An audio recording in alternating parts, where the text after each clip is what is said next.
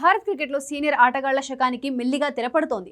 యువ ఆటగాళ్లు సీనియర్ల ప్లేస్లను భర్తీ చేస్తున్నారు. 2024 టీ20 ప్రపంచ కప్ తర్వాత రోహిత్ శర్మ, విరాట్ కోహ్లీ, రవీంద్ర జడేజాలు అంతర్జాతీయ టీ20 క్రికెట్కు గుడ్ బై చెప్పేశారు.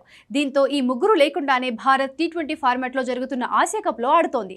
రోహిత్ శర్మ, విరాట్ కోహ్లీ, రవీంద్ర జడేజా లేకుండా భారత జట్టు ఆసియా కప్ లేదా ఐసీసీ టోర్నీలో పాల్గొనడం ఇదే తొలిసారి. దీంతో 2008 తర్వాత భారత్ ఈ ముగ్గురు లేకుండానే ఆసియా కప్లో పాల్గొంది. 2004లో ఆసియా కప్ ఫైనల్లో భారత్ శ్రీలంక చేతిలో ఓడిపోయింది. ఆ తర్వాత జరిగిన ప్రతి ఆసియా కప్లో రోహిత్, కోహ్లీ, జడేజాలలో కనీసం ఎవరో ఒకరు తుది జట్టులో ఉన్నారు. వన్డే, టీ20 ఫార్మాట్ ఏదైనా ఈ ముగ్గురిలో ఒకరైనా ఆడారు. కొన్నిసార్లు ఈ ముగ్గురు ప్లేయింగ్ 11లో ఉన్నారు. 2004 తర్వాత 2008లో ఆసియా కప్ జరిగింది. మహేంద్ర సింగ్ ధోని సారథ్యంలో జట్టులో రోహిత్ శర్మ సభ్యుడిగా ఉన్నాడు. ఇక 2010 ఆసియా కప్ నుంచి రవీంద్ర జడేజా, విరాట్ కోహ్లీ సైతం భారత జట్టులోకి వచ్చారు. 2016, 2022 ఎడిషన్లలో ఈ ముగ్గురు కలిసి ఆడారు. రోహిత్ శర్మ 2008 నుంచి 2023 వరకు అంటే 2008, 2010, 12, 14, 16, 22, 2023 ఎడిషన్లో ఆడాడు. విరాట్ కోహ్లీ విషయానికి వస్తే 2010 నుంచి ఆసియా కప్లో భాగమయ్యాడు.